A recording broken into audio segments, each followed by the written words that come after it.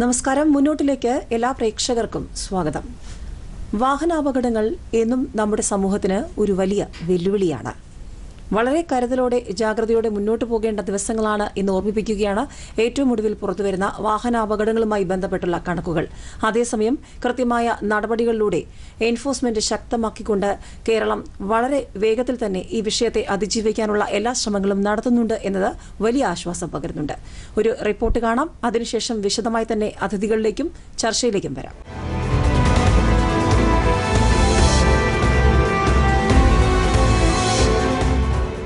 കേരളത്തിന്റെ പൊതുനിരത്തുകളിൽ ഓരോ ദിവസവും വാഹനാപകടങ്ങളിൽ പൊലിയുന്ന ജീവന്റെ കണക്കിനും ഉറ്റവരുടെ കണ്ണീരിനും പിന്നിൽ നിശബ്ദമായൊരു ഓർമ്മപ്പെടുത്തലുണ്ട്. കാത്തിരിക്കുന്നവരുടെ കണ്ണിൽ അവസാനിക്കാനുള്ളതല്ല ഒരു യാത്രയും. നിലവിളികളിൽ ഒടുങ്ങിത്തീരാനുള്ളതല്ല ഒരു യാത്ര പറച്ചിലും. അശ്രദ്ധമായ ഡ്രൈവിംഗ് മുതൽ സുരക്ഷിതമല്ലാത്ത റോഡുകൾ വരെ അപകടങ്ങളിൽ ഓരോന്നിനും പറയാൻ കാരണങ്ങൾ പലതുണ്ടാകും. പോലീസ് രേഖകളിൽ എഴുതപ്പെടുന്ന കാരണങ്ങൾക്കപ്പുറം ഓരോ വേർപാടിലും ഉറ്റവരുടെ ഹൃദയങ്ങളിൽ എഴുതപ്പെടുന്ന നോവിന്റെ സ്മരണാക്ഷരങ്ങളിൽ പടരുന്നത് ഒരിക്കലും ഉണങ്ങാത്ത നഷ്ടത്തിന്റെ പൊള്ളുന്ന അനുഭവമാണ്. രാജ്യത്ത് തന്നെ വാഹന സാന്ദ്രതയിൽ മുന്നിലുള്ള കേരളത്തിൽ റോഡ് അപകടങ്ങളുടെ നിരക്കിലെ വർധന സ്വാഭാവികമെന്ന് കരുതരുത്. മദ്യപിച്ചുള്ള ഡ്രൈവിംഗ് ഉൾപ്പെടെ മോട്ടോർ വാഹന നിയമങ്ങൾ ലംഘിച്ച് ഡ്രൈവർമാർ നടത്തുന്ന മരണപ്പാച്ചിലാണ് വാഹനാപകടങ്ങൾക്ക് വഴിയൊരുക്കുന്ന കാരണങ്ങളിൽ ഒന്നാം സ്ഥാനത്ത്. മൊബൈൽ ഫോണിൽ സംസാരിച്ചുകൊണ്ട് വാഹനമോടിക്കുന്നവരുടെ എണ്ണം കൂടുന്നതും അപകട നിരക്ക് വർദ്ധിക്കുന്നതിന് കാരണമായി റോഡ് സേഫ്റ്റി അതോറിറ്റി പുറത്തുവിടുന്ന കണക്കുകൾ വ്യക്തമാക്കുന്നു. കോവിഡ് പ്രതിരോധ നടപടികളുടെ ഭാഗമായി യാത്രകൾക്ക് കർശന നിയന്ത്രണം ഏർപ്പെടുത്തിയതിനെ തുടർന്ന് റോഡ് അപകടങ്ങളുടെ എണ്ണത്തിൽ ഗണ്യമായ കുറവ് സംഭവിച്ചെങ്കിലും നിയന്ത്രണങ്ങളിൽ ഇളവ് വരുത്തിയതോടെ റോഡ് അപകടങ്ങൾ വീണ്ടും വർദ്ധിച്ചതായാണ് റിപ്പോർട്ടുകൾ. 2019 കണക്കനുസരിച്ച് സംസ്ഥാനത്ത് പൊതുനിരത്തുകളിലുണ്ടായ അപകടങ്ങളിൽ ജീവൻ പൊലിഞ്ഞത് 4408 പേർക്കാണ്. അതായത് പ്രതിദിനം 12 മരണങ്ങൾ.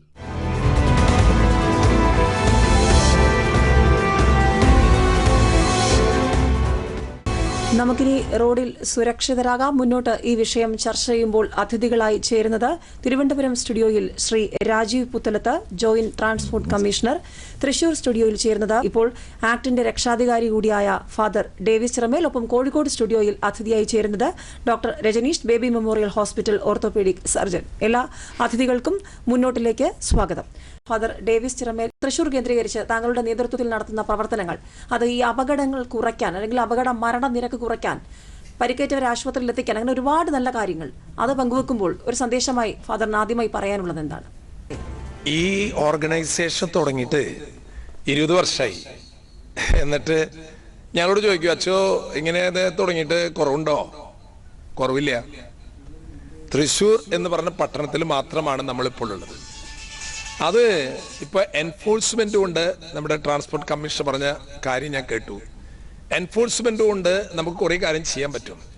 പക്ഷെ ഇവിടെ എഡ്യൂക്കേഷൻ, ശരിക്കും ഞങ്ങളുടെ അനുഭവങ്ങൾ പറയാണ്. നമ്മുടെ സ്കൂളുകളിലെ കുട്ടികൾക്ക് നിർബന്ധമായിട്ട് പഠിപ്പിക്കേണ്ട കാര്യമാണ്. നിർബന്ധം, ഇറ്റ് ഇസ് കമ്പൽസറി.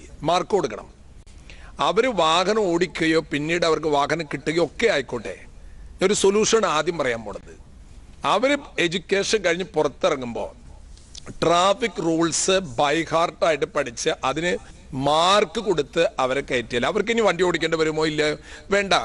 എങ്ങനെ ട്രാഫിക് റോഡ് നിയമങ്ങൾ എങ്ങനെ പാലിക്കണം, വണ്ടി എങ്ങനെ ഓടിക്കണം, ഇതിനെക്കുറിച്ച് വണ്ടി വാങ്ങിക്കുമ്പോഴാണ് ലൈസൻസ് എടുക്കാൻ പോണത്. അവൻ എന്ത് പഠിച്ചിട്ടാണ്? വണ്ടി ഓടിക്കാനുള്ളൊരു സംവിധാനം പഠിച്ചിട്ട് അവന് വണ്ടി ഓടിക്കണം. അതിനു മുമ്പ് വണ്ടി എന്താണ്, റോഡ് എന്താണ്, ഇതൊന്നും അവനറിയില്ല. വണ്ടി വാങ്ങിക്കാത്തവരും റോഡ് നിയമങ്ങൾ, ട്രാഫിക് പഠിക്കണം, കമ്പൽസറി ആക്കിയാല് അതിൽ എൻഫോഴ്സ്മെന്റ് കൊടുത്താൽ ഇത് സക്സസ്ഫുൾ ആവും. ഞങ്ങളെ സംബന്ധിച്ചിടത്തോളം 20 വർഷമായി 42,000 മെമ്പേഴ്സ് ഉണ്ട്. ഇപ്പം ഇതിൽ കളക്ടറാണ് ഇതിന്റെ പ്രസിഡന്റ്, പോലീസ് കമ്മീഷണർ അതിന്റെ വൈസ് പ്രസിഡന്റ്. ഞങ്ങളൊരു 5.5 ലക്ഷത്തോളം വരെ ഹോസ്പിറ്റലൈസ് ചെയ്തിട്ടുണ്ട്. ഞങ്ങൾക്ക് സങ്കടമാണ്. ഞങ്ങളുടെ കയ്യിൽ കിടന്നിട്ട് നിലവിളിക്കുമ്പോൾ എന്താ ചെയ്യാ, ഇപ്പൊ എത്തും എന്ന് പറഞ്ഞിട്ട് കൊണ്ടുപോകാൻ. എൻ്റെ കയ്യിൽ കിടന്നിട്ട് എത്ര പേര് മരിച്ചിട്ടുണ്ട്. അപ്പൊ അടുത്ത അവസരത്തിൽ ആ റോഡിൽ ഒരാളെ ഇടിച്ചിട്ട് ഇപ്പൊ തൃശ്ശൂരിനെ സംബന്ധിച്ചിടത്തോളം ആൾക്കാർ ഓടിക്കൂടെ. ഇപ്പൊ ഇന്ന് ഞാനിങ്ങോട്ട് പോരുമ്പോ ഈ തിരൂര് വെച്ച് എൻ്റെ കൺമുൻപിലെ ഒരു ബൈക്ക് ഞാനൊരു സൂം കോൺഫറൻസ് നടത്തിക്കൊണ്ടിരിക്കുക കാറിൽ, നിർമ്മല കോളേജ് അങ്കമാലി. ഞാൻ പറഞ്ഞു വെയിറ്റ് ഇട്ടോ, അതൊരു വണ്ടി ഇതെവിടെ ഇടിച്ചിട്ടുണ്ട്, എൻ്റെ മുമ്പിലാണ് സ്കൂട്ടർ ഇടിച്ചത്, ഒരു 10-65 ദിവസം. ഉടനെ തന്നെ ജനങ്ങളെല്ലാവരും ഓടിക്കൂടി. ആ കൾച്ചർ ഉണ്ടാകണം. തൃശ്ശൂർ എല്ലായിടത്തും ഇല്ലാന്ന് ഞാൻ പറഞ്ഞത്. തൃശ്ശൂരിലെ ഒരു അപകടം ഉണ്ടായാൽ, കാരണം ഞങ്ങൾ 20 വർഷമായിട്ട് ജനങ്ങളോട് പറഞ്ഞിട്ടുണ്ട്, റോട്ടിൽ വീട് കിടക്കുന്ന ഒരു മനുഷ്യൻ നിന്റെ ചേട്ടനാണ്, നിന്റെ അപ്പനാണ്, നിന്റെ അമ്മയാണ്. ഈ സംസ്കാരം ഉണ്ടാക്കണം. ആ സംസ്കാരത്തോടൊപ്പം ഇത് കുട്ടികളിൽ ഉണ്ടാക്കണം. അപ്പോൾ എനിക്ക് സൊല്യൂഷൻ ആദ്യം പറയാനുള്ളത്, ഇത് നമ്മുടെ പഠനത്തിന്റെ 1ാം ക്ലാസ് തൊട്ട് പഠിപ്പിക്കണം കുട്ടികളെ.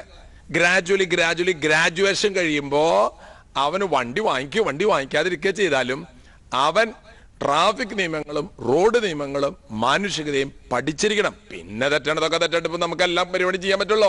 അതാണ് ആദ്യത്തെ സൊല്യൂഷൻ എനിക്ക് പറയാനുള്ളത്. Anyway we will continue. Father Davis Chiramel, ഇവിടെ കണ്ട നമ്മൾ ആശങ്കയുടെ കണക്കുകൾ, ഹെൽമറ്റ് ഇല്ലാത്തവരുടെ കണക്ക് 93%, 18-നും 24-നും ഇടയിലുള്ള ചെറുപ്പക്കാർ, ഇതൊരു വലിയ ചോദ്യമാണ്. അവിടെ ഈ 2 പതിറ്റാണ്ടായി നിൽക്കുമ്പോൾ താങ്കൾ കണ്ട ഒരു അനുഭവം പങ്കുവച്ചാൽ, തുടക്കത്തിൽ നേരിട്ട പ്രതിസന്ധി, അപകടങ്ങൾ ഉണ്ടാകുമ്പോൾ അല്ലെങ്കിൽ അത് അപകടത്തിന്റെ ഒരു വ്യാപ്തി കുറയ്ക്കാൻ തുടങ്ങിയ ശ്രമങ്ങൾ, ഇപ്പോൾ എത്തി നിൽക്കുമ്പോൾ 20 വർഷം കഴിയുമ്പോൾ കാണുന്ന മാറ്റങ്ങൾ, ഇനിയും എന്താണ് മാറാനുള്ളത്? ഫാദറിന് എന്ത് തോന്നുന്നു? ഞങ്ങൾ 3 വർഷം മുമ്പ് തുടങ്ങിയതാണ് ഗോൾഡൻ എവർ പ്രോജക്റ്റ്. അതായത് ഞങ്ങൾ അപകടത്തിൽ കൊണ്ടുവരുന്ന വ്യക്തികളെ ആശുപത്രിയിൽ എത്തിക്കുമ്പോൾ അവിടെ പേയ്മെന്റിന് ആളില്ല. അപ്പൊ ഞങ്ങൾ അവിടെ എത്തിച്ചിട്ട് തിരിച്ചു വരുമ്പോൾ പലപ്പോഴും അവർ നോക്കാൻ ആളില്ലാതെ അശ്രദ്ധമായിട്ട് വരുന്ന സാഹചര്യങ്ങളെ കണ്ടിട്ട് ഞങ്ങൾ തുടങ്ങിയ ഒരു പ്രോജക്റ്റാണ് ഗോൾഡൻ എവർ പ്രോജക്റ്റ്. ഞങ്ങൾ കൊണ്ടുവരുന്ന ഏത് അപകടത്തിൽപ്പെട്ടവരെയും ഞങ്ങൾ അപ്പോൾ ആവശ്യമായ എല്ലാ പേയ്മെന്റും ആക്സ് കൊടുക്കും. അപ്പൊ അവരുടെ ബന്ധുക്കൾ തിരിച്ചു വരുമ്പോൾ തീർച്ചയായിട്ടും അവർ ആ പൈസ നമുക്ക് തിരിച്ചു തരും. ഇപ്പത് സെൻട്രൽ ഗവൺമെന്റ് കേന്ദ്ര ഗവൺമെന്റ് തുടങ്ങാൻ പോകുന്നത് പറഞ്ഞു. 3 വർഷം മുമ്പ് നമ്മൾ തുടങ്ങിയത്. അതിന്റെ പേരാണ് ഗോൾഡൻ എവർ പ്രോജക്റ്റ്. ഇനി മറ്റൊരു വിഷയം ഞാൻ സാറിന്റെ മുമ്പിൽ വെക്കുകയാണ്, ഒരു സജഷൻ കൂടെ. ഇത് നമ്മൾ അപകടങ്ങൾ ഇപ്പൊ ഈ ചർച്ചയിലൊക്കെ ലക്ഷ്യം ഇത് കുറയ്ക്കാനല്ലേ. അതായത് ഞാൻ പല രാജ്യങ്ങളിൽ പോയിട്ടുണ്ട്. അവിടെയുള്ള ചില കാര്യം, ഞാൻ ഈ ആക്സുമായി ബന്ധപ്പെട്ടതുകൊണ്ട് ഏത് രാജ്യത്ത് പോയാലും ഇത് ഞാൻ ശ്രദ്ധിക്കും. നമ്മുടെ ഡ്രൈവിംഗ് ലൈസൻസിലെ ബ്ലൂ, യെല്ലോ, റെഡ്, ഒരാള് വണ്ടി ഓടിച്ചിട്ട് ആദ്യം എവിടെ ചെറിയൊരു തട്ടിയാൽ പോലും പോലീസ് കണ്ടു കഴിഞ്ഞാൽ അപ്പൊ ബ്ലൂ അവന് കട്ടായി. നെക്സ്റ്റ് ഒരു അപകടം വരുത്തിയാല് യെല്ലോ കട്ടായി. 3ാമത്തെ അപകടം വരുത്തിയാൽ റെഡ്, അവന് ലൈസൻസ് ഇല്ല, അവൻ വണ്ടി ഓടിക്കണ്ട. ഇനി വണ്ടി ഓടിച്ചിട്ട് ആരെങ്കിലും മരിച്ചാൽ ഓൺ ദ സ്പോട്ടില് കേസ് കാര്യങ്ങളൊക്കെ വേറെ കിടക്കട്ടെ. ഒരു മനുഷ്യ ജീവന് അവന്റെ എന്ത്, ചിലപ്പോ അവനായിരിക്കില്ല കാരണം, അവ ഓടിച്ചില്ലെങ്കിലും അവന് വേറെ ടാക്സിൽ കൂടെ കട്ടാക്കുക. എൻഫോഴ്സ്മെന്റ് ഇതുപോലെ ചെയ്താല് എനിക്ക് തോന്നുന്നു ആദ്യത്തെ തട്ട് കിട്ടാൻ വേണ്ട, ബ്ലൂ പോയിട്ട് ഇനിയിപ്പോ അടുത്തത് യെല്ലോ ആണ്, അവൻ ശ്രദ്ധിച്ചോടിക്കും. നേരത്തെ ഇപ്പൊ പറഞ്ഞ വീഡിയോയിൽ എന്താ കാണിച്ചത്? ആ ശ്രദ്ധ, അത് തന്നെയാണ് വില്ലൻ, വേറെ ആരുമല്ല വില്ലൻ. അതുകൊണ്ട് ഡോക്ടർ എനിക്ക് സജഷൻ പറയാനുള്ളത്, നമ്മുടെ അതിന് എന്ത് നിയമങ്ങളാണ് വേണ്ടത്? Very simple. അതായത് താൻ ഒരു പ്രാവശ്യം വണ്ടി അടിച്ചു, അപ്പ കട്ട് ചെയ്ത് ബ്ലൂ തനിക്കില്ല, പിന്നത്തെ യെല്ലോ, റെഡ് വന്നാൽ ഇനി വണ്ടി ഓടിക്കണ്ട, താൻ ടാക്സിയിൽ വെക്കോ, വേറെ വല്ലൊരു കാറിൽ വെക്കോ. അത്ര അപകടങ്ങൾ കുറഞ്ഞില്ലേ? പിന്നെ നേരത്തെ പറഞ്ഞ ഗോൾഡൻ അവർ, ഈ 2 വിഷയം ഞാൻ പറയുന്നത്. ഇനി ഞങ്ങളിപ്പോ ഈ പ്രവർത്തനങ്ങൾ ഇറങ്ങിയിട്ട് ഇപ്പൊ ഈ കോവിഡ് കാലത്ത് ഞങ്ങൾ നെടുമ്പാശ്ശേരിയിലായിരുന്നു ഞങ്ങളുടെ എല്ലാ വണ്ടികളും, ഈ ആൾക്കാർ വന്നിറങ്ങുന്നവരെ കൊണ്ടുപോകാനായിട്ട്. ഇപ്പൊ ഞങ്ങളുടെ ചില സങ്കടങ്ങൾ ഞാൻ പറയുകയാണ്. ഇപ്പോഴത്തെ മാത്രമല്ല, നേരത്തെ തന്നെ ഞങ്ങള് കളക്ടർ പ്രസിഡന്റ് ആയതുകൊണ്ട് മിക്ക കോള് കളക്ടർക്ക്, സാറേ ഫാദറെ ഇതേ വണ്ടി ഇടിച്ചിട്ടുണ്ട്, കുതിരാന്റെ അവിടെ ഒരു വണ്ടി ഇടിച്ച് കംപ്ലീറ്റ് ബ്ലോക്ക്. നമ്മൾ ഈ ആംബുലൻസ് കൊണ്ട് ഇങ്ങനെ ഇവിടെ പറഞ്ഞത്, നമുക്ക് റോഡ് ആക്സിഡന്റ് എടുക്കാൻ ഞാൻ എത്ര പ്രാവശ്യം, നമുക്ക് ഹെലികോപ്റ്റർ വേണമെന്ന്. ഇതെങ്ങനെ പറഞ്ഞ സ്പോട്ടിലെത്തും, ആള് മരിച്ചു, ആ സ്പോട്ടിൽ ആൾ എടുത്തുകൊണ്ട് ഹോസ്പിറ്റലിൽ എത്തി. ഞാൻ കണ്ടിട്ടുണ്ട് എയർ ആംബുലൻസ്. ഞാൻ UK യിലുള്ളപ്പോ ഞാൻ നോക്കി നിന്നിട്ടുണ്ട്, കോതിച്ചിട്ട് എന്താ കാര്യം, സാധനം ഇവിടെ എത്തില്ലല്ലോ. അപ്പോ എയർ ആംബുലൻസ് വേണം നമുക്ക്. റോഡ് അപകടങ്ങൾ കുറയ്ക്കാനായിട്ട് 2-3 എയർ ആംബുലൻസ് വേണം. എന്നിട്ട് ഞാൻ പറഞ്ഞു വന്നത്, ഞങ്ങൾ ഈ ആംബുലൻസ് തള്ളി മാറി ഓണടിച്ച് ഓൺ കേടായി പോവും, ഞെക്കി പിടിച്ചിരിക്കണത്. അവിടെ അറ്റത്തെത്തുമ്പോ ഒരു 1.5 മണിക്കൂർ കഴിഞ്ഞു. ഏത് കുതിരാനോട് ആയിട്ട് വന്നിറങ്ങി വെച്ചാൽ അപ്പ കിട്ടിയടി ഡ്രൈവർക്ക് ചെകിടത്ത്. എവിടെയായിരുന്നറാ ഇത്ര നേരം? ഒന്നും മിണ്ടാൻ പോയില്ല. ഞാൻ പറഞ്ഞിട്ട് ഇതൊക്കെ അടിയൊക്കെ കിട്ടും, കാരണം അവര് പറഞ്ഞത് എവിടെയായിരുന്നു, ഇതൊരു NGO ആണ്. പക്ഷെ അവര് പറയണത് ഈ ആള് മരിച്ചു, 1.5 മണിക്കൂറോടെ കിടക്കണു. ഡോക്ടർക്ക് ഹോസ്പിറ്റലിൽ എത്തിയിട്ട് വേണ്ടേ, തെങ്ങുമെന്ന് വീണ് കിട്ടിയിട്ട് വേണ്ടേ, ഹോസ്പിറ്റലിൽ എത്തിയിട്ട് വേണ്ടേ ഡോക്ടർക്ക് ചികിത്സിക്കാനായിട്ട്, ഇതെത്തണ്ടേ? അപ്പോ ഈ റെസ്ക്യൂ ഓപ്പറേഷൻസ് ഉണ്ടല്ലോ, ഇത് 20 വർഷം മുമ്പ് ഞാനിത് തുടങ്ങുമ്പോ ഒരു അപകടം ഉണ്ടായിട്ട് റോട്ടില് പായോണ്ട് പൊതിഞ്ഞു വെച്ചിരിക്കുക. തൃശ്ശൂരത്ത് വലിയൊരു മുതലാളിയുടെ ഡെഡ് ബോഡിയാണ്, തൊടാൻ പാടില്ല, പോലീസ് കേസ് എടുക്കുന്നത്. അന്ന് അൽകേഷ് കുമാർ ശർമ്മ ഉണ്ടായിരുന്ന കാലത്താണ്, ആനന്ദകൃഷ്ണൻ അന്നത്തെ SP. ഞാൻ പറഞ്ഞു സാർ ഇതിനൊരു സൊല്യൂഷൻ വേണം. അവരുടെ നല്ല മനസ്സുകൊണ്ടാണ് ഇന്ന് തൃശ്ശൂർ പട്ടണത്തില് ഞങ്ങള് ഒരു ദിവസം 25-30 ആക്സിഡന്റ് അറ്റൻഡ് ചെയ്യണേ. 17 ബ്രാഞ്ച് ഉണ്ട്, 22 ആംബുലൻസ് ഇട്ടിട്ടാണ് തൃശ്ശൂർ ജില്ലയുടെ കാര്യം മാത്രം പറയുന്നത്. ഇപ്പൊ 108 പലതും വന്നു കഴിഞ്ഞു. പക്ഷേ ഇതില് വേണ്ടത് ഞാൻ പറഞ്ഞു, ഈ 1, 2, 3 നടപടികള് ഇത് എടുക്കാനൊക്കെ എന്തുകൊണ്ട് സാറേ നിയമ നടപടി? മനുഷ്യന്റെ ജീവനല്ലേ പ്രധാനപ്പെട്ടത്, ഇതിലേക്ക് ഇറങ്ങണം. പിന്നെ ഈ മാനുഷിക മൂല്യങ്ങള് ഇന്ന് അത് ഈ റോഡ് അപകടങ്ങൾ ഉണ്ടാവുമ്പോഴേ ആദ്യം പോണത് മൊബൈലാ, കിടക്കണ ആളുടെ പോക്കറ്റിലേക്ക് നോക്കണേ. ഞങ്ങൾ പറഞ്ഞ റെസ്ക്യൂ ഓപ്പറേഷൻ, റെസ്പോൺസിബിൾ റെസ്ക്യൂ ആണ് ആക്സ് നടത്തുന്നത്. ഞാൻ പറഞ്ഞിട്ടുണ്ട്, കളക്ടറാണ് പ്രസിഡന്റ്. ഇതിനിടയിൽ കാരണം അപകടത്തിൽപ്പെട്ട ആൾക്കാരുടെ ദേഹത്ത് സ്വർണ്ണാഭരണങ്ങളുണ്ട്, പോക്കറ്റിൽ പണമുണ്ട്. ഇവിടെയൊക്കെ അപകടങ്ങൾപ്പെട്ട ഹോസ്പിറ്റലിൽ എത്തിക്കാനായിട്ട് ധാരാളം പേരുണ്ട്. എൻ്റെ അടുത്ത് ഒരാൾ പറഞ്ഞു, അച്ചു എൻ്റെ ഒരു സഹോദരനെ വണ്ടി ഇടിച്ചിട്ട് ആരോ ഹോസ്പിറ്റലിൽ എത്തിച്ച്, ഡോക്ടർ ഒന്നും ബോധമൊക്കെ വന്നപ്പോ കൈമോ വിരലുമോ ഭയങ്കര വേദന, വിരലുമോ എന്തിപ്പോ ഈ വിരലുമോ ഭയങ്കര, ഡോക്ടർ പരിശോധിച്ചിട്ട് എല്ലിലൊന്നും കുഴപ്പമില്ലല്ലോ. നോക്കിയപ്പോ അതും ഒരു മോതിരം കിടക്കണ്ടായിരുന്നു. അത് കൊണ്ടോണാൻ വണ്ടിയിൽ വെച്ചിട്ട് തന്നെ വലിച്ചൂരിയെടുത്തന്റെ അതിന്റെ വേദനയാ.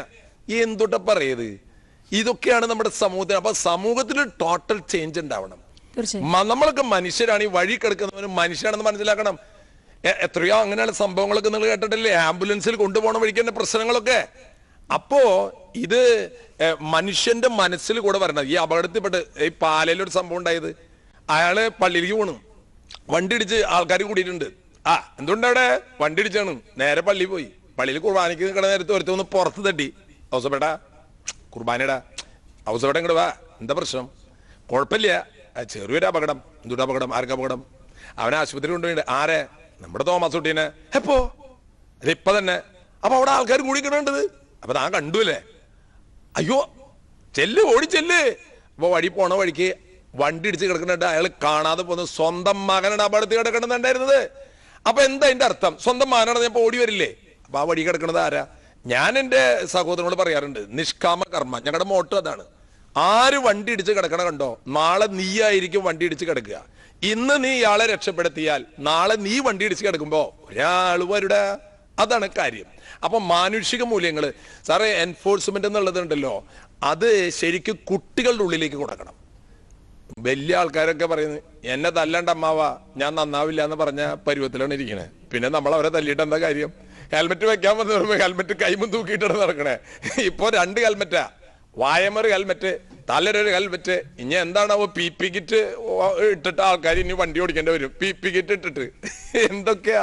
അപ്പൊ മനുഷ്യന്റെ മനസ്സിന്റെ ഉള്ളിലൊരു മാറ്റം വരണം. ഇതാണ് പ്രധാനപ്പെട്ട കാര്യം. തീർച്ചയായും വ്യക്തമാണ്. ഫാദർ പറഞ്ഞതുപോലെ തന്നെ ഒരുപാട് കാര്യങ്ങൾ, പ്രത്യേകിച്ചും അടിയന്തരമായി ഉത്തരം കിട്ടേണ്ട ഒരുപാട് ചോദ്യങ്ങൾ, വെല്ലുവിളികൾ തന്നെയാണ് ഫാദർ ഡേവിസ് ചിറമേൽ ഇപ്പോൾ മുന്നോട്ട് വച്ചിരിക്കുന്നത്. അതേസമയം റോഡ് സാക്ഷരതയിലേക്ക് വരുമ്പോൾ ഒരുപക്ഷെ കൊറോണ അല്ലെങ്കിൽ മറ്റേത് ഒരു മഹാമാരിയെക്കാളും കൂടുതൽ ജീവൻ റോഡ് അപകടങ്ങളിലൂടെ പൊലിയുന്നുണ്ട് എന്നൊരു തിരിച്ചറിവ് നമുക്ക് പൂർണ്ണമായും ഇപ്പോഴും എത്തിയിട്ടില്ല, അല്ലെങ്കിൽ അതിലേക്ക് നമ്മൾ എത്തുന്നില്ലേ എന്നൊരു സംശയം കൂടി ഇപ്പോഴും ഉയരുകയാണ് ഈ കണക്കുകൾ കേൾക്കുമ്പോൾ. അവിടെ റോഡ് സാക്ഷരതയിലേക്ക് ഇവിടെ പറഞ്ഞതുപോലെ ലൈസൻസ് കട്ട് ചെയ്യുന്നുണ്ട്, ബാക്കിയുള്ള കാര്യങ്ങളിലൊക്കെ കൃത്യമായ എൻഫോഴ്സ്മെന്റ് ഉണ്ട്. എന്നിട്ടും സ്വയം ഒരു ജാഗ്രത കുറവ് ഉണ്ടാകുന്നുണ്ടെങ്കിൽ അത് എന്ത് കുഴപ്പം കൊണ്ടാണ്? പ്രത്യേകിച്ചും ഹെൽമെറ്റ് പോലീസിനെ കാണുമ്പോൾ മാത്രം ധരിക്കുന്ന ചിലർ, അല്ലെങ്കിൽ സീറ്റ് ബെൽറ്റ് തൽക്കാലത്തേക്ക് മാത്രം ധരിച്ചിട്ട് പിന്നീട് അത് മാറ്റുന്നവർ, അങ്ങനെ റോഡിൽ ജീവനും കയ്യിൽ പിടിച്ചു പോകുന്ന കാൽനട യാത്രക്കാർ, അവരുടെ കാര്യം എടുത്തു പറയേണ്ടി വരും. അപ്പോൾ ഈ സാഹചര്യങ്ങളൊക്കെ നമ്മൾ എങ്ങനെയാണ് ഇനി മാറ്റിമറിക്കേണ്ടത്? Father Davis Chiramel. നമ്മൾ ഹെൽമെറ്റ് എന്തിനാണ്? അപകടങ്ങൾ ഉണ്ടാകുമ്പോൾ രക്ഷപ്പെടാനാണ്. ഈ അപകടങ്ങൾ ഉണ്ടാവാണ്ടിരിക്കലല്ലേ പ്രധാനം. അപകടങ്ങൾ ഉണ്ടാകുമ്പോൾ ഹെൽമെറ്റ് നമ്മളെ തല രക്ഷിക്കുന്നു, ജീവൻ രക്ഷിക്കുന്നു. ഈ ഹെൽമെറ്റിനുള്ള നമ്മൾ പ്രാധാന്യം കൊടുക്കുന്നതോടൊപ്പം എത്ര ഹോർഡിങ്സ് നമ്മുടെ കേരളത്തില് ഇന്ന സോപ്പ് ഉപയോഗിക്കാം, ഇന്ന സ്വർണം ഉപയോഗിക്കാം, എത്ര വലിയ ഹോർഡിങ്സ് ഉണ്ട്. നമ്മൾ ചെറിയ ബോർഡിങ്ങിലാണ് മദ്യപിച്ച് ഓടിക്കുന്നത്, ചെറിയ ചെറിയ ബോർഡുകളാണ്. ഞാൻ UK പല രാജ്യങ്ങളിൽ ചെന്നപ്പോൾ വണ്ടി ഇടിച്ച വണ്ടികളൊക്കെ ഈ റോഡിന്റെ സൈഡിൽ ഇങ്ങനെ പൊക്കി വെച്ചിരിക്കുക. എന്തിനാണ്? ഇതാണ് നിങ്ങൾക്ക് സംഭവിക്കാൻ പോണെന്ന് കാണിക്കാൻ. അതുപോലെ ഹെവി ആയിട്ട് ജനങ്ങളുടെ കയ്യിലേക്ക് എത്തിക്കണം. ഇതൊക്കെയാണ് തനിക്ക് സംഭവിക്കാന്ന് എഴുതി വെച്ചാൽ പോരാ, ആ വണ്ടികൾ തന്നെ റോഡിന്റെ അരുവശങ്ങളിൽ എക്സിബിറ്റ് ചെയ്ത് വെക്കണം.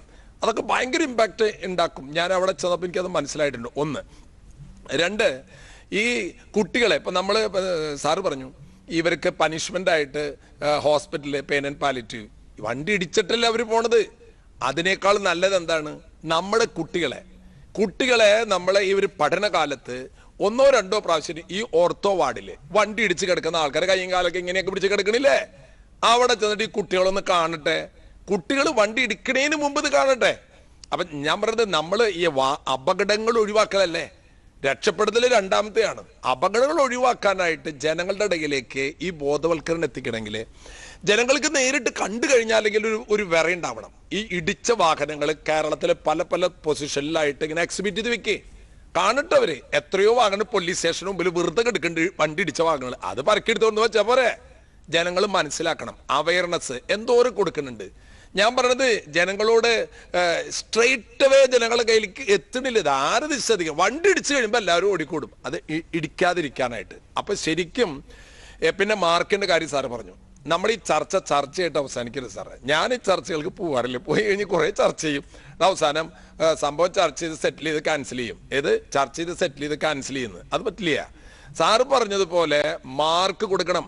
അതുപോലെ ഡോക്ടറോട് പറഞ്ഞു ഇതിങ്ങനെ വെക്കണം അതിങ്ങനെ വെക്കണം. ഞങ്ങളുടെ സ്റ്റാഫിന് ഞങ്ങളുടെ എല്ലാവർക്കും ഞങ്ങൾ ഫസ്റ്റ് എയ്ഡ് ട്രെയിനിങ് കൊടുത്തിട്ടാണ് നമ്മൾ ഇരുത്തുന്നത്, വളണ്ടിയേഴ്സിനും ഡ്രൈവേഴ്സിനും. ഇത് ആർക്ക് കിട്ടണത്?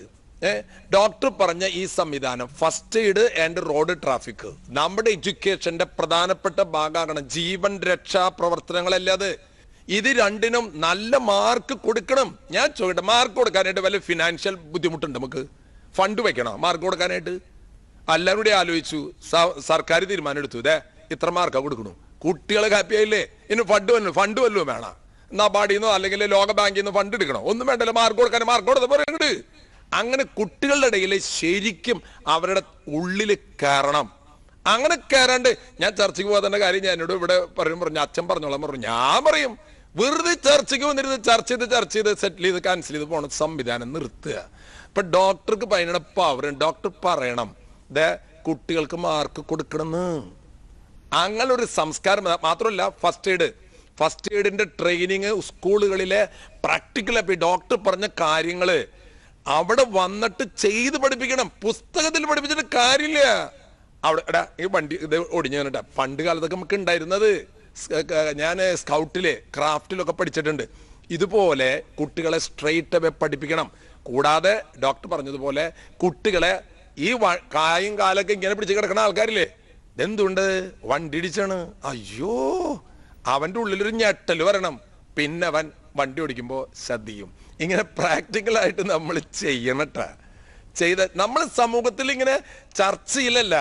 ഓക്കെ തീരുമാനങ്ങൾ എടുക്കണം. സാറ് മുഖ്യമന്ത്രിയോട് പറയണം, അല്ലെങ്കിൽ ട്രാൻസ്പോർട്ട് കമ്മീഷനിലെ സാർ പറയണം, ഇത് എന്റെ അപ്പൻ വണ്ടി ഇടിച്ച് മരിച്ചിട്ടുണ്ടെങ്കിൽ എന്റെ ആ സമയത്ത് കുറച്ച് വേദനയും ദുഃഖം ഉണ്ടായി, എന്താ ചെയ്യാ? അങ്ങനെ പറഞ്ഞു പോരുത്, നിർത്തണം. നമുക്ക് ജനങ്ങൾ സഹകരിക്കുന്നു. ഒരു റോഡ് അപകടം ഉണ്ടാക്കുമ്പോൾ അതൊരുപാട് പേർക്ക്, ഒരു സമൂഹത്തിന് തന്നെ തീരെ നഷ്ടമാകുന്നു. പല വിലപ്പെട്ട ജീവനും പോകുന്നു. അപ്രതീക്ഷിതമായി ഉണ്ടാകുന്ന ഈ നഷ്ടം, അതോടൊപ്പം തന്നെ അവയവദാനത്തിന്റെ ഒരു മഹാത്മ്യത്തിലേക്ക് കൂടി വരുമ്പോൾ ഏറ്റവും ഒടുവിൽ ഈ വിഷയങ്ങൾ സംസ്ഥാനത്ത് സജീവ ചർച്ചയായിട്ടുമുണ്ട്. മൃതസഞ്ജീവനിയുമായി ബന്ധപ്പെട്ട കാര്യങ്ങളടക്കം. വർഷങ്ങൾക്ക് മുൻപ് അതിലൂടെയും താങ്കൾ ഒരു വലിയ മാതൃക, വൃക്കദാനത്തിലൂടെ ഒരു വലിയ മാതൃക സന്ദേശം സമൂഹത്തിന് നൽകുകയും തൃശ്ശൂർ ദേശീയ തലത്തിൽ തന്നെ അവയവദാനത്തിന്റെ മഹാത്മ്യം ഉയർത്തിപ്പിടിച്ച കേരളത്തിലെ ഒരു ജില്ലയായി മാറുകയും ചെയ്തതാണ്. അതിലേക്ക് വരുമ്പോൾ എവിടെയാണ് ഒരു പിന്നോട്ട് പോക്ക് അതുമായി ബന്ധപ്പെട്ട് ഇപ്പോൾ നമ്മുടെ നാട്ടിൽ ഉണ്ടായിരിക്കുന്നത്? Father Davis Chiramel. നമ്മൾ ഈ മലയാളിയുടെ അഹങ്കാരം എന്ന് പറഞ്ഞില്ല, ഈ അഹങ്കാരം ഈ കുട്ടികളിൽ ഇല്ലട്ട. അവര് പാവങ്ങളാണ്.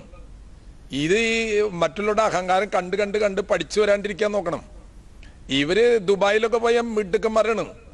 ഞാൻ അമേരിക്കയിലും UK പോയിട്ടുണ്ട്.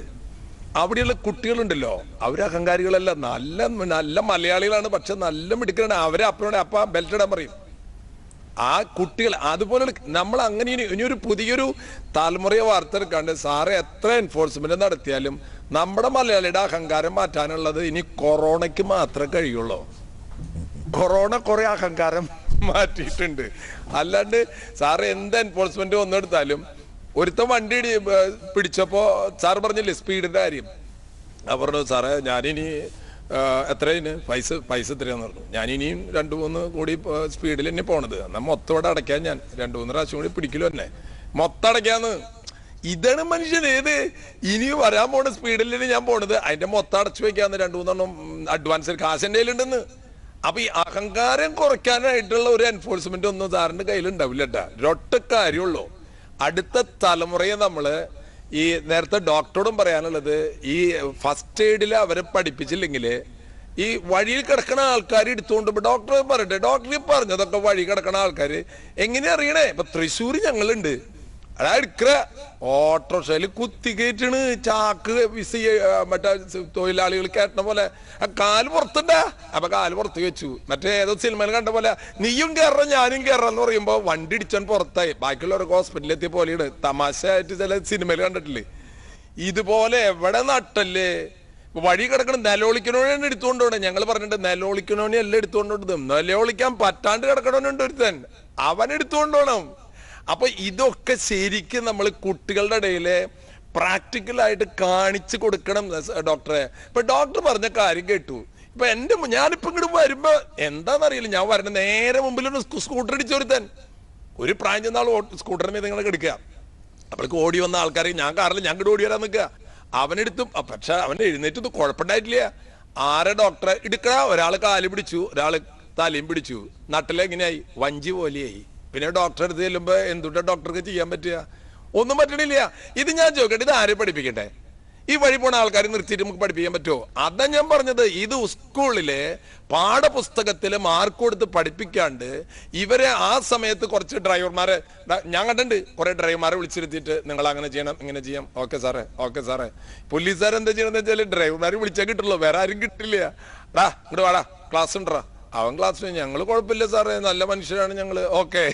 സാറ് പറഞ്ഞ പോലെ ലൈസൻസ് എടുക്കാൻ പറഞ്ഞ നേരത്തില്ല അന്തോണീസ് പുണ്യാളെ പോലെയാണ് നിൽക്കുക. എന്ത് വേണമെങ്കിൽ ചെയ്യാം സാറേ, ലൈസൻസ് ഒന്ന് കിട്ടിയാൽ മതി. സാധനം കട കഴിഞ്ഞ് ഞാൻ ചിലപ്പോൾ വീരപ്പനായി മാറും. കുറ്റങ്ങളൊന്നും പറയല്ല. ഞാൻ പറഞ്ഞത് ഈ കുട്ടികളെ അല്ലാണ്ട് ടാർഗറ്റ് ചെയ്തിട്ട് കാര്യമില്ല. ഒരു കുട്ടികൾ അമേരിക്കയിലെ യു കെയിലുള്ള കുട്ടികളൊന്നും ഒരു റോഡ് നിയമങ്ങൾ തെറ്റിക്കില്ല. കാരണം അവർക്ക് ബൈ ബർത്ത് എന്ന് പറഞ്ഞ പോലെ അവരുടെ എഡ്യൂക്കേഷന്റെ ഭാഗമാക്കണം സാറേ. എൻഫോഴ്സ്മെന്റ് എന്ന് പറയുന്നത് നമ്മുടെ മലയാളിയുടെ അടുത്തൊന്നും ഇവൻ നടക്കില്ല. പിന്നെ കുറെ കഴിയുമ്പോ ഒരു കാര്യം പറയാം, പ്രായമാകുമ്പോ എന്തായാലും അവന്റെ കുറിച്ചുള്ള അക്രമങ്ങളൊക്കെ കുറഞ്ഞ്, പിന്നെ ഞാൻ നേരത്തെ പറഞ്ഞു കൊറോണ വളരെ ഇഫക്റ്റ് ഉണ്ടാക്കിയിട്ടുണ്ട്. ഒരുവിധം ശാന്തതയും അഹങ്കാരമൊക്കെ കുറഞ്ഞു കിട്ടിയിട്ടുണ്ട്. അതുകൊണ്ടായിരിക്കും ഈ റോഡ് അപകടങ്ങൾ ഇത്തിരി കുറഞ്ഞുണ്ടാവുക. കൊറോണനെ പേടിച്ചിട്ടാണ്. അപ്പൊ അതുകൊണ്ട് തീർച്ചയായിട്ടും ഈ അപകടങ്ങള് ഏറ്റവും കൂടുതൽ അപകടങ്ങള് പെട്ടിട്ടാണ് യുദ്ധത്തിനേക്കാൾ കൂടുതൽ ആൾക്കാർ മരിക്കുന്നത്. നേരത്തെ പറഞ്ഞില്ലേ, അതായത് കൊറോണ വന്ന മരിച്ച കണക്കെടുത്ത് നോക്കിയാൽ അതിനേക്കാളും കൂടുതലാണ് റോഡ് അപകടങ്ങൾ മരിച്ചത്. പിന്നെ ഒരു കാര്യം ഞാൻ പറയും, ഏറ്റവും കൂടുതൽ അപകടങ്ങൾ മരിക്കുന്നത് യുവാക്കളാണ്. ഈ വണ്ടിമേൽ അങ്ങടെ കയറി ഇരുന്ന് കഴിഞ്ഞാൽ അവന്റെ വിചാരം എന്ന് വെച്ചാൽ ഇത് ഫ്ലൈറ്റ് ആണോ എന്നൊരു സംശയം. ഫ്ലൈയിങ് ഗിയർ ഇട്ട് കഴിഞ്ഞാല് അവന് പറ്റിങ് ഒരു കാറിന്റെ മോളിൽ കൂടെ പറന്നിട്ട് അപ്പുറത്ത് ലാൻഡ് ചെയ്താല് മറ്റുള്ളവരൊക്കെ തംസപ്പടിയും നന്നായിടാന്ന് പറയും. അല്ലാതെ എന്തുകൊണ്ടാ നീ കാണിക്കണേന്ന് ചോദിക്കല ആൾക്കാരില്ല. ഓ നീ ഭയങ്കരനാണ് കേട്ടോ എന്നൊക്കെ പറയുന്ന ആ വീരസാഹസികത റോട്ടിലല്ല നടത്തണ്ടേന്നുള്ളത് അത് കുട്ടികളെ പഠിപ്പിക്കണം സാറേ. ഇതല്ലാണ്ട് നമ്മളിങ്ങനെ ചർച്ച ചെയ്യുള്ളൂ. ശരിക്കും എഡ്യൂക്കേഷൻ തലത്തിലെ അവർക്ക് അതിൻ്റെ മാർക്ക് കൊടുത്തിട്ടുള്ള കെമിസ്ട്രി, അതുപോലെ മാത്തമാറ്റിക്സ്, മലയാളം, ഇംഗ്ലീഷ് എന്നതുപോലൊരു സബ്ജക്റ്റ് ആക്കിയിട്ട് ഇത് മാറ്റണം. അതിന് സാറ് വിചാരിച്ച പറ്റുന്നു. ഫാദർ, വലിയൊരു പ്രതീക്ഷയോടെ കേരളം തുടങ്ങി വെച്ചത്, പക്ഷേ ഇടയ്ക്കെപ്പോഴും അതിന്റെ ഉദ്ദേശശുദ്ധിയാണോ ചോർന്നു പോയത്? മറ്റേതെങ്കിലും ആശങ്കകൾ മൂടുകയായിരുന്നു? ഇപ്പോൾ എത്തി നിൽക്കുന്ന സംഭവങ്ങൾ ഇതൊന്ന് മാറി വരാൻ, ഒരുപാട് പേർക്ക് ഒരുപക്ഷെ തിരികെ ജീവിതത്തിലേക്ക് വരാനുള്ള അവസരം നഷ്ടമാകാതിരിക്കാൻ എങ്ങനെയാണ് പഴയ ഒരു സ്പിരിറ്റിനെ തിരിച്ചു പിടിക്കേണ്ടത്? ഇത് അവയവദാനം എന്ന് പറയുന്നതിന്റെ മഹാത്മ്യം അത് എന്റെയോ നിങ്ങളുടെയോ അപ്പനോ അമ്മയ്ക്കോ കിഡ്നിയോ കരളോ നഷ്ടപ്പെടുമ്പോഴാണ് നമ്മുടെ മനസ്സിൽ വരിക, അയ്യോ ഒരാളുടെ അവയവം കിട്ടിയിരുന്നെങ്കിൽ രക്ഷപ്പെടുന്നെന്ന്. അപ്പോഴല്ല തോന്നേണ്ടത്. ഈ നമ്മുടെ സമൂഹത്തിലെ ഈ രോഗങ്ങളുമായി വലയുന്ന ആൾക്കാരുണ്ടല്ലോ, അവർക്ക് എൻ്റെ അപ്പനും അമ്മയാണെന്ന് കരുതുമ്പോൾ അദ്ദേഹം എത്ര വർഷം ജീവിച്ചു നിനക്ക് ഒരു ദിവസം ജീവിച്ചാൽ മതി. എന്താ മനുഷ്യൻ ചിന്തിക്കുക? എനിക്ക് ഒരു ദിവസം ജീവിക്കാൻ പറ്റിയാൽ മതി. ഇപ്പം ഞാൻ എൻ്റെ കിഡ്നി ദാനം ചെയ്ത് 11 വർഷമായി സന്തോഷത്തോടെ അദ്ദേഹം ജീവിക്കുന്നു. 30 വർഷം ജീവിച്ചവരുണ്ട്. ഞാൻ പറയുന്നത് ഇതിൻ്റെ ഒരു മഹാത്മ്യം, ഒരു മനുഷ്യന് ജീവൻ കൊടുക്കാൻ ഈ പൊലിഞ്ഞു പോകുന്ന ഈ ജീവിതം. ഇപ്പം ഞാനൊരു കാര്യം, മൃതസഞ്ജീവിനി തുടങ്ങിയിട്ട് ആദ്യം 10 ലക്ഷം സമ്മതപത്രം കളക്ട് ചെയ്ത് ഈ കേരളത്തിൽ നിന്ന് കളക്ട് ചെയ്ത ആളാണ് ഞാൻ ഈ അവയവദാനത്തിൻ്റെ. ആ കാലത്തൊക്കെ ജനങ്ങൾ മൊത്തം, ഞാനൊരു 4 പ്രാവശ്യം കേരളം മുഴുവൻ യാത്ര ചെയ്തിട്ടുണ്ട്. ഈ മൃതസഞ്ജീവനിൽ ഞാൻ ഉൾപ്പെടാം. ഞാൻ എൻ്റെ ജീവിതം മുഴുവൻ അതിന് മാറ്റിവെക്കാൻ തയ്യാറാണെന്ന് ഞാൻ മുഖ്യമന്ത്രിയോടും ആരോഗ്യമന്ത്രിയോടും ഒക്കെ പറഞ്ഞിട്ടാണ്. എനിക്ക് അതിൻ്റെ ഒരു സന്തോഷം എനിക്കറിയാം എന്താണെന്നുള്ളത്. ഒരു കുടുംബം അവിടെ കഷ്ടപ്പാടിൻ്റെ വേദനകളുടെ ഈ അപകടത്തിൽപ്പെട്ട് ഈ അപകടത്തിൽപ്പെട്ട ആൾക്കാരുടെ ഇപ്പം നിങ്ങൾ മൃതസഞ്ജീവിൽ നോക്കിക്കോ, കിട്ടിയിട്ടുള്ളത് മുഴുവൻ ഒരു 80% അവയവങ്ങളും കിട്ടിയിട്ടുള്ളത് അപകടത്തിൽപ്പെട്ട് മരിച്ച ആ സമയത്ത് ആ കുടുംബം എടുത്ത തീരുമാനം കൊണ്ട് കിട്ടിയിട്ടുള്ളതാണ് ഒരു 80% അവയവങ്ങൾ. അപ്പം നമ്മുടെ റോഡുകളിൽ അപകടം ഉണ്ടാവാതിരിക്കട്ടെ. പിന്നെ നേരത്തെ നമ്മുടെ അതിലൊരു ആശയം പറഞ്ഞല്ലോ, അതായത് വണ്ടി ഇടിപ്പിച്ചിട്ട് അവരുടെ അവയവങ്ങൾ എടുക്കുക. ഞാൻ ചോദിക്കട്ടെ, അല്ലാണ്ട് തന്നെ അവയവങ്ങൾ അവിടെ എടുക്കണു, പിന്നെ തന്നെ വണ്ടി ഇടിപ്പിച്ചിട്ട് ഇനി വണ്ടി ഇടിപ്പിച്ചുകൊണ്ട് ആശുപത്രിയിൽ എത്തിച്ചാൽ പോലും അങ്ങനെ എടുക്കാനൊന്നും പറ്റില്ലെന്ന് നമുക്കറിഞ്ഞൂടെ. അവരുടെ ബന്ധുക്കളും അവരുടെ കുടുംബാംഗങ്ങളും എഴുതി കൊടുക്കണം. അവിടുത്തെ കൊടുക്കുന്ന റിസൾട്ട്. ഇപ്പൊ ഞാൻ ഈ 10 ലക്ഷം പേരുടെ അവയവദാന സമ്മതപത്രം കൊടുത്തിട്ടുണ്ട്. അവിടെ അവയവങ്ങളൊന്നും തൊടാനൊന്നും പറ്റില്ല. ആ സ്പോട്ടില് ആ വ്യക്തി ബ്രെയിൻ ഡെത്ത് ആവുമ്പോൾ മാത്രം അന്ന് ആ സമയത്ത് കസ്റ്റോഡിയൻ ഓഫ് ദ ബോഡി എടുക്കുന്ന തീരുമാനം കൊണ്ട് മാത്രമേ പറ്റുള്ളൂ. അതെങ്ങനെ തീരുമാനം എടുക്കാൻ പറ്റണേ? വണ്ടി ഇടിച്ചിട്ട് കൊണ്ടുവരുമ്പോൾ എല്ലാവരുടെയും നമ്മൾ അവയവങ്ങൾ എടുക്കുമോ? ഇല്ല. പക്ഷെ ഒരു കാര്യം ഞാൻ പറയാം, ഒരു 2 വർഷം നമ്മുടെ അപകടങ്ങളിൽപ്പെട്ട് മരിക്കുന്നവരുടെ മാതാപിതാക്കളും ബന്ധുക്കളും അവിടെ അവയവങ്ങൾ കൊടുക്കാൻ തയ്യാറായാൽ ഈ മാഫിയ എന്ന് പറയുന്ന സംഭവം നമ്മുടെ കേരളത്തിൽ ഉണ്ടാവില്ല. കാരണം എന്താണ്? ഇപ്പോൾ സ്പെയിൻ ഏറ്റവും കൂടുതൽ അവയവദാനം നടത്തുന്ന രാജ്യമാണ് സ്പെയിൻ. ഞാൻ അമേരിക്കയിലെ national kidney foundation ornery membership ഞാൻ അവിടെ ചെന്നിരുന്നു. അവിടേക്ക് അവർ ചെയ്യുന്നത് അവരാരും മരിച്ചാലും അവിടെ അവയവങ്ങളൊക്കെ ദാനം. ഇപ്പോൾ സിംഗപ്പൂര് ആര് മരിച്ചാലും ആ ബോഡി രാജ്യത്തിൻ്റെതാണ്. അവിടെ അവയവങ്ങൾ എടുത്തിട്ടാണ് അവർ കൊടുക്കുള്ളൂ. അവിടെ opt in opt out system ഉണ്ട്. നിന്റെ അവയവങ്ങൾ എടുക്കാൻ പാടില്ല എന്നുണ്ടെങ്കിൽ നീ സൈൻ ചെയ്ത് കൊടുക്കണം. നമ്മുടെ അവിടെ അങ്ങനെയല്ല. നമ്മുടെ അവിടെ എടുത്തോളാനാണ് എഴുതി കൊടുക്കുന്നത്. അവിടെ എടുക്കാൻ പാടില്ല എന്ന് എഴുതി കൊടുക്കണം. എഴുതി കൊടുത്തില്ലെങ്കിൽ ഇപ്സോ ഫാത്തോ നിങ്ങളുടെ അവയവങ്ങൾ എടുക്കും രാജ്യത്തിന്റെ. അപ്പൊ അതുകൊണ്ട് സിംഗപ്പൂര് അവയവദാനം വളരെ ഭംഗിയായിട്ട് നടക്കുന്നു. അതായത് ഞാനോ നിങ്ങളും മരിക്കാൻ പോണ നേരത്ത് ഒരു കിഡ്നിയോ കരളോ നമുക്കിങ്ങനെ കിട്ടാന്ന് പറഞ്ഞാൽ നമ്മുടെ മനസ്സിലൊരു സ്വർഗല്ലേ. അപ്പൊ അവയവദാനം എന്ന് പറയുന്നത് ഈ ബ്രെയിൻ ഡെത്ത് സംഭവിക്കുന്നവരുടെ അവയവങ്ങൾ കിട്ടാൻ തയ്യാറായാൽ ഈ മാഫിയ എന്ന് പറയുന്നത് ഈ കച്ചവടം മാംസം വിറ്റിട്ടൊക്കെ ജീവിച്ചാൽ അവന്റെ കുടുംബം എങ്ങനെ ഇരിക്കുന്നത് നിങ്ങൾ ആലോചിച്ച് നോക്കിയും. അതായത് ഇവരുടെ കയ്യിൽ നിന്ന് ഈ കിഡ്നിയും കരളും എടുത്തിട്ട് അതിന്റെ കമ്മീഷൻ പറ്റി ജീവിക്കാം. വല്ല പാടത്ത് പോയി പണി എടുത്തിട്ട് വല്ല തട്ടുംപുറത്ത് വല്ല മീൻ വളർത്തിയിട്ടൊക്കെ ജീവിച്ചൂടെ? ഇങ്ങനെയൊക്കെ ജീവിക്കാൻ പാടുണ്ടോ? നമ്മളൊക്കെ മനുഷ്യരല്ലേ. എന്തുമാത്രം എറണാകുളത്തെ 30 സ്ത്രീകളുടെ വയറ്റിൽ കിഡ്നി കാണാനില്ലെന്ന് കാണാല്ലേ? അത് കള്ളം കൊണ്ടുപോയതല്ലേ? ഓരോ കാര്യങ്ങളും പറഞ്ഞ് ഈ പ്രത്യേകിച്ച് ഈ കാലഘട്ടം കോവിഡ് കാലത്ത് എന്നെ ഒരു ഇംഗ്ലീഷ് ചാനലിലെ UK വിളിച്ചു. ഒരു 3/4 മണിക്കൂർ ഒരു ഇന്റർവ്യൂ എടുത്തു. അവര് പറയുന്നത് കേരളത്തിലെ ഈ അവയവ മാഫിയ സജീവമാണെന്ന് അവർക്ക് റിപ്പോർട്ട് കിട്ടിയത്. ഇപ്പൊ IG ഇപ്പോഴാണ് കിട്ടിയത്. എന്നിട്ട് അവർ വിളിച്ചിട്ട് ഞാൻ പറഞ്ഞു എൻ്റെ കുറേ അനുഭവങ്ങളൊക്കെ ഞാൻ പറഞ്ഞു. ഞാൻ ചോദിക്കട്ടെ, ഹോസ്പിറ്റലുകൾക്ക് അറിഞ്ഞൂടെ ആരാണ് കിഡ്നി കൊടുക്കണം എന്നുള്ളത്? ഹോസ്പിറ്റൽ ഡോക്ടേഴ്സിന് അറിയില്ലേ? അറിയാം. ഡോക്ടേഴ്സ് പോലീസ് ചെന്ന് അന്വേഷിക്കട്ടെ. നീ എന്തിനെ കൊടുത്തേ? അന്വേഷിക്കട്ടെ. ഞാൻ പറയുന്നത് ഈ മരണശേഷം അവയവങ്ങൾ ദാനം ചെയ്യുന്ന ഒരു സംസ്കാരം ജനങ്ങളെല്ലാവരും ഏറ്റെടുത്താൽ ഡിമിനിഷിങ് മാർജിനൽ യൂട്ടിലിറ്റിയാണ്. ഈ രോഗിന് കുറ്റം പറയാൻ പറ്റില്ല. അവൻ എവിടെന്നെങ്കിലും കിട്ടട്ടെ. അമ്മ തരുന്നില്ല, ഭാര്യ തരുന്നില്ല. ഇപ്പൊ ഞാൻ ചോദിച്ചു, നിനക്ക് അവയവം കൊടുത്തുവിട, നിന്റെ ഭാര്യ തരാന്ന് പറയണ്ടല്ലോ. അവളുടെ വേണ്ടച്ചോ. എന്താ അവളുടെ വേണ്ടെന്ന് പറയണേ? അവൾക്ക് അങ്ങനത്തെ ഒരു ബുദ്ധിമുട്ടിയിട്ട് അവള് വിഷമാവുള്ളൂ അവൾക്ക്. അത് ശരി. എന്നാ അപ്പുറത്ത് വീട്ടിൽ ലോനപ്പേട്ടന്റെ ഭാര്യ ത്രേസ്യമയുടെ ആയല്ലോ. അത് കുഴപ്പമില്ല ചോ, അത് എനിക്ക് യോജിക്കുകയാണെങ്കിൽ ഞാൻ എടുത്തോളന്ന്. എന്ത് ലോനപ്പേട്ടന്റെ ഭാര്യയുടെ? നിന്റെ ഭാര്യ വേണ്ടെന്ന്? എന്താ ഒരു സ്നേഹം പ്രിയമുള്ളവർ. ഇതിലൊക്കെ ഒരു മാറ്റം വരണം. അതാ ഞാൻ പറഞ്ഞത്. ഇന്ന് കുടുംബാംഗങ്ങൾ കൊടുക്കാൻ തയ്യാറല്ല. കഴിഞ്ഞില്ലേ? ആ ഭാഗം അടഞ്ഞു. പിന്നെ മരണശേഷം ആരും കൊടുക്കണില്ല, അതും അടഞ്ഞു. പിന്നെ വാതിൽ ഏതാ ഉള്ളത്? കാശ് കൊടുത്തിട്ട് വല്ലയിടത്തുനിന്ന് കിട്ടുമെന്ന് നോക്കുക. ജീവിക്കാനുള്ള ആഗ്രഹമാണ് മനുഷ്യന്. അപ്പൊ അതുകൊണ്ട് ഈ സിറ്റുവേഷൻ മാറണം. അപ്പൊ അതുകൊണ്ട് ഈ മരണശേഷം അവയവങ്ങൾ മൃതസഞ്ജീവനിയെ മൃതമായിട്ട് കിടത്തരുത്, അത് സജീവമാക്കണം. സജീവമാക്കണം. അതിന് ബ്രെയിൻ ഡെത്ത് സംഭവിക്കുന്ന ആൾക്കാര് പ്രത്യേകിച്ച് ആക്സിഡന്റ് വരുമ്പോ ഞാൻ കണ്ടിട്ടുണ്ട്, സങ്കടപ്പെട്ടിട്ട് പറഞ്ഞിട്ടുണ്ട്. എൻ്റെ ഒരാൾ വിളിച്ചിട്ടുണ്ട്, ഫാദറെ എൻ്റെ മോൻ പോയി, എൻ്റെ മോന്റെ അവയവങ്ങൾ കൊണ്ട് ആരെങ്കിലും ജീവിക്കണമെങ്കിൽ ജീവിച്ചോട്ടെ. കരഞ്ഞിട്ടൊരു പിതാവ് പറഞ്ഞു. എന്നിട്ട് ആളെ എന്നോട് കാര്യം പറഞ്ഞു, ഒരു പിതാവിന് ഇങ്ങനെ പറയേണ്ട അവസ്ഥ ഉണ്ടാവാൻ പാടില്ല കേട്ടോ ഫാദർ. ശരിയാ, അത്രയും ബ്രിമ്മിൽ അവർ പറയണേ. അങ്ങനെയുള്ള കുടുംബത്തെ ഹൈലൈറ്റ് ചെയ്യണം. ഡോക്ടർ എടുത്ത് വെച്ചു, ആംബുലൻസ് ഓടിച്ചു കൊണ്ടുപോയി. പക്ഷെ ഈ കൊടുത്ത കുടുംബം, ആ കുടുംബത്തെ വലിയൊരു അന്വേഷിക്കുന്നുണ്ടോ? ആ കുടുംബം എടുക്കുന്ന തീരുമാനം കൊണ്ടല്ലേ ഡോക്ടർക്ക് അവയവങ്ങൾ കിട്ടുന്നത്, അതുകൊണ്ടല്ലേ ഈ ആംബുലൻസിൽ കൊണ്ടുപോകാൻ പറ്റുന്നത്. ആ കുടുംബത്തെ ആരും ശ്രദ്ധിക്കണില്ല. അതുകൊണ്ടാണ് അവയവദാനം ഇവിടെ ഇന്ന് താഴെ പോയിട്ടുള്ളത്. അപ്പൊ അതുകൊണ്ട് ആ കുടുംബത്തെ നമ്മൾ ഹൈലൈറ്റ് ചെയ്യണം. പട്ടാളക്കാരനേക്കാൾ വലിയ തീരുമാനം എടുക്കുന്നതാണ് ആ കുടുംബം. സ്വന്തം ഭർത്താവ് ഇന്ന് വരെ വീട്ടിൽ കഞ്ഞിക്ക് വക തന്നിരുന്ന മനുഷ്യൻ ഒരു ബസ് ടേൺ ചെയ്തപ്പോൾ തെറിച്ച് വീണിട്ട് ഇനി നാളെ തൊട്ട് കഞ്ഞിക്ക് വകയില്ല എന്ന് പറയുമ്പോൾ ആ ഭാര്യ മക്കളെടുക്കുന്ന തീരുമാനത്തിനെ ഏത് രീതിയിൽ നമ്മൾ കാണണം? സമൂഹം അതിനെയല്ലേ ഹൈലൈറ്റ് ചെയ്യേണ്ടത്? അങ്ങനെ കാണുമ്പോൾ സമൂഹത്തിൽ വലിയ മാറ്റം വരും. അപ്പോൾ ഈ റോഡ് അപകടങ്ങൾ കൊണ്ട് നമുക്കൊരു ഡൈവേർഷൻ വരുത്തിയാൽ കുറേ പേരുടെ ജീവൻ പൊലിയുമ്പോൾ ഒരു ആളിൽ നിന്ന് 8 പേർക്ക് ജീവിതം കൊടുക്കാൻ പറ്റും. അങ്ങനെ ഒരു സംസ്കാരം. ഞാനിത് പറയാതിരുന്നത്, ഇത് പറയുകയാണെങ്കിൽ കുറേ അധികം പറയാനുണ്ട്. അതുകൊണ്ടാണ് ഞാൻ അതിൽ കടക്കാതെ. എന്തായാലും ഈ ഒരു വിഷയം ജനം ഏറ്റെടുക്കേണ്ടതാണ്, പ്രത്യേകിച്ച് ഈ കാലഘട്ടത്തിൽ.